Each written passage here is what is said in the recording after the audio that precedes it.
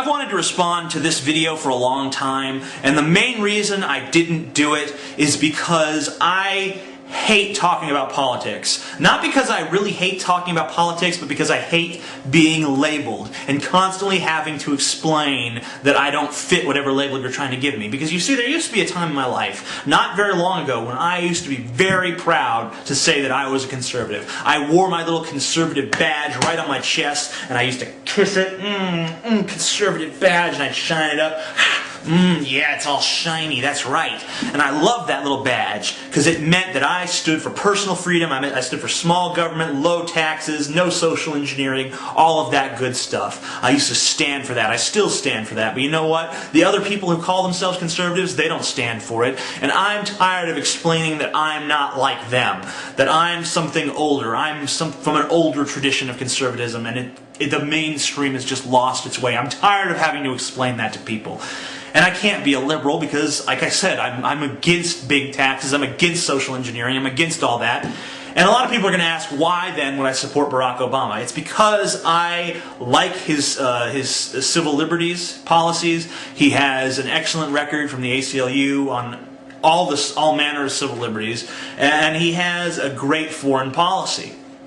Do I like his economic policy? Not at all. I think it's one of the worst economic policies, bar none, because it relies entirely on regulation, and regulation doesn't work, especially not in a country that is something of a weird hybrid between a number of different systems. I think we have a little bit of socialism, a little bit of capitalism. We have all these conflicting ideas trying to mesh into one idea. If we were a pure socialist democracy, like most of the countries you can find throughout Europe, then I think that strict regulation would be a great idea for us. But we can never be a socialist democracy because our population is too spread out and the wealth is too disproportionately distributed, and I'm not advocating redistributing it in a different fashion, although I think that if we adopted libertarian policies overall, that wealth would become naturally redistributed in such a fashion. But that's neither here nor there. What I really want to talk about today is Captain Awesome's prediction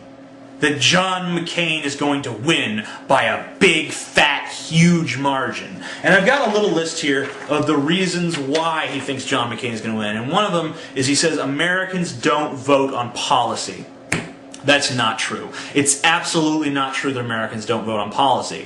Americans don't vote wisely on policy. Americans think one step ahead, and they might only vote on a handful of issues when there's a lot more at stake. But Americans certainly do vote on policy. Even the dumbest redneck on earth votes on policy. He'll say, well, I like him because he's against them stupid Mexicans coming across the border. I don't want no more wetbacks, so I'm going to vote for him. Or that candidate's going to take my gun away, so I ain't going to vote for them because I like my gun. That is voting on policy. It's not making an informed decision looking at policy overall, but it is voting on policy. And I think that a lot of Americans this election cycle are going to definitely be voting on policy because if you haven't noticed, the economy is in the shitter, okay? The Dow went down 350 points today.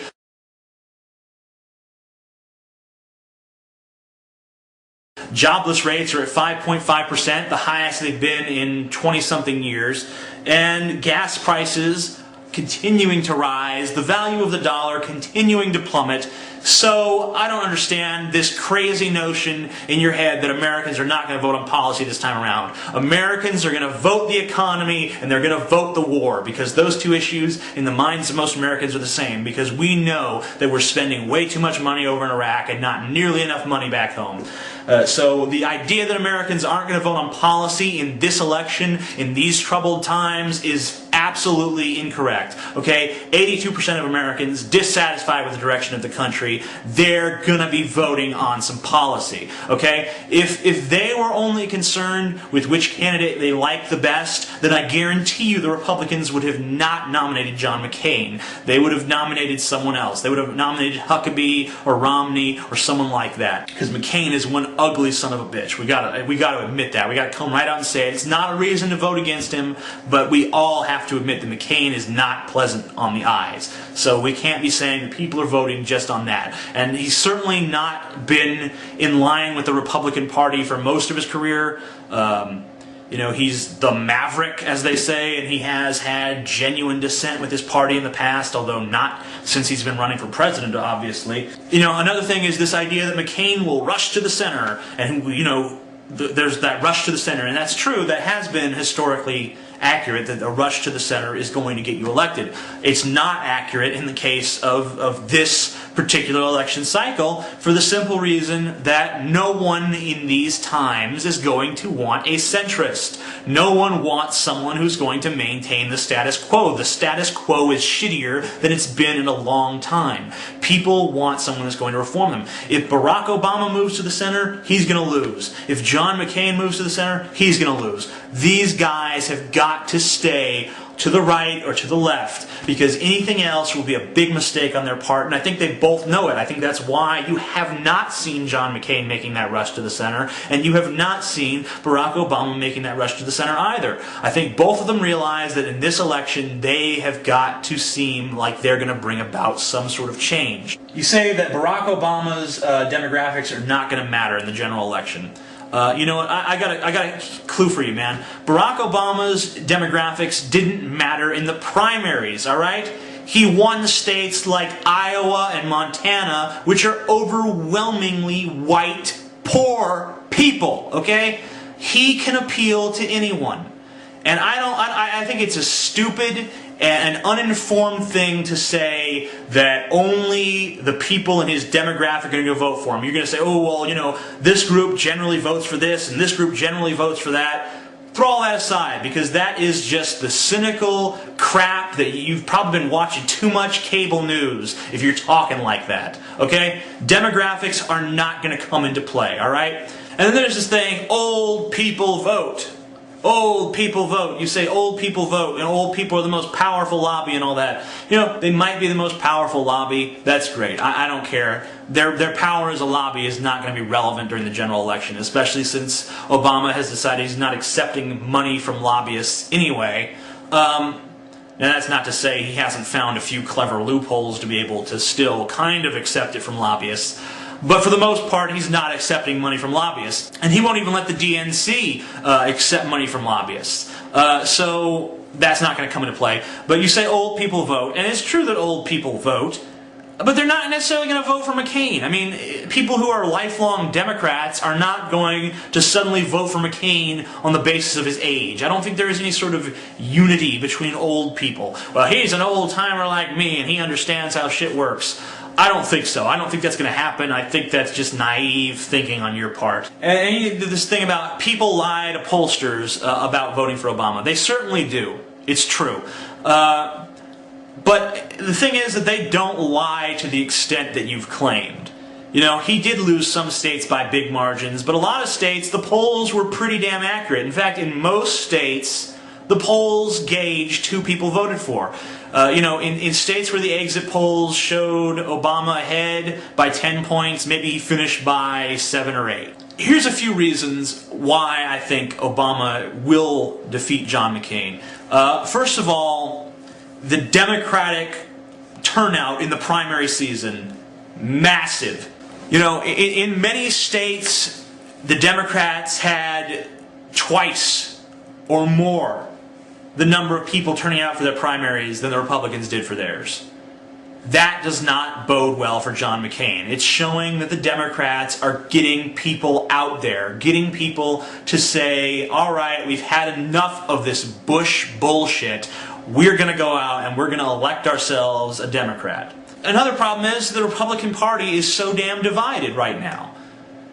People look at people are having this impression that the Democrats are divided because of these warring factions of Hillary and Obama that went on for so long. And there's definitely some animosity there, but that shit's going to clear up because it's all personal. It's not ideological. And people will let that stuff slide over time. In 5 months from now, when it comes to the general election, no one's going to remember how loyal they were to Hillary, okay? Get real, alright? When it comes down to brass tacks, no hardcore Democrat is going to say, I'm voting for McCain or I'm staying home and tacitly giving it to McCain. None of them are going to say that, okay? But the Republican Party has real ideological divisions right now. Because you have the neoconservative element, and you have the religious right, and then you have the old school fiscal conservatives, who are largely forgotten, but they still hold sway there. So you're looking at a party that is divided between three major ideologies. And they're going to have trouble uniting behind any one candidate. I really don't see how over the next 10 or 20 years they're even going to remain a single party. I don't think they can do it. Obama has way more ammo against John McCain. Okay? Especially in the wake of Scott McClellan's book about Bush. Because everyone knows that the Democrats are going to do everything in their power to tie McCain and Bush together. And McCain is making it easy for them. Because he's adopted a number of stupid Bush policies. Like, he's not going to talk to the leaders of these dangerous foreign countries. Reagan certainly didn't have any compunctions about talking to the Russians during the Cold War. So why would we suddenly have compunctions about talking to Ahmadinejad or to Kim Jong-il? It doesn't make sense that we're all of a sudden going to say our policy is not to talk to these people just because Bush said it. Why would you adopt a stupid Bush policy, John McCain? You know, you're letting them tie you to Bush. You're for the Bush tax cuts. You're for staying in Iraq. It's not going to be hard to tie McCain to Bush because McCain is tying himself to Bush. He is going down. He's going nowhere but down, okay?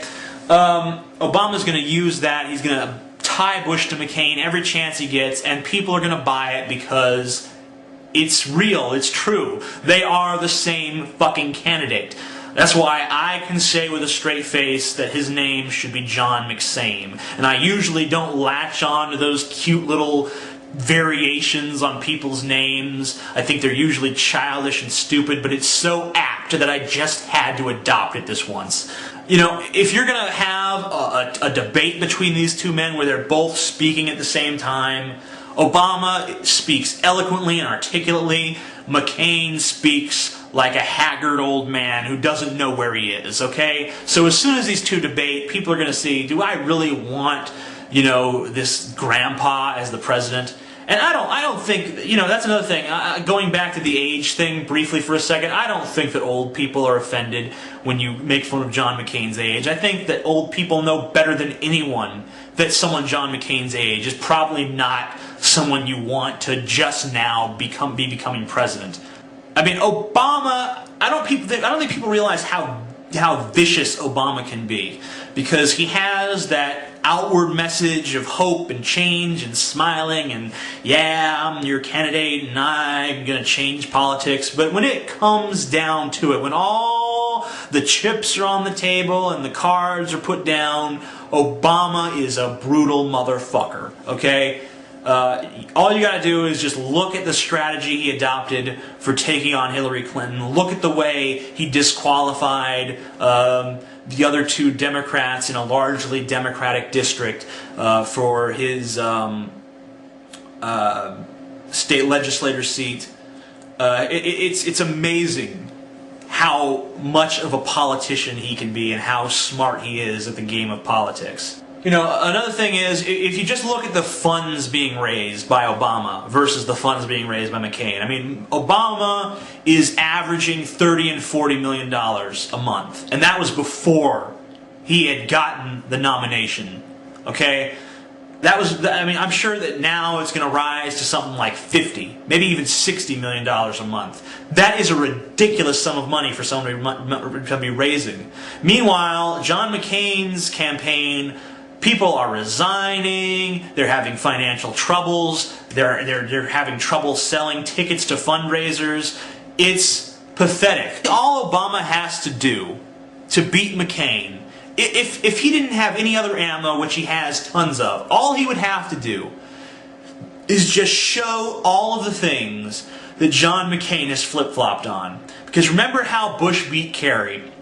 He just made that flip-flopper thing stick over one little thing that Kerry had kinda not even really changed his mind about. But this guy has said everything. And when he's actually put under press scrutiny, and when he is actually subject to these commercials where you show him saying one thing and then saying the exact opposite and then saying one thing and saying the exact opposite and just show that pattern. Oh, he's just changing his tune every 5 minutes. This guy is wherever you want to be. Ooh, whatever position you want John McCain to stand for, that's what he'll stand for. When you show that to the American people are going to say, you know, that guy's not decisive. I want a decisive leader. And Obama has been nothing if not consistent. McCain has been nothing if not inconsistent. I think that John McCain is going to get massacred in the general election. And that's my prediction. I put it out there to contradict your prediction, but we'll see who's right. In November, one of us will turn out to be right and one of us will turn out to be wrong. And that's just that. But I think that you're going to be the one eating crow, Captain Awesome. Amazing Atheist, peace the fuck out.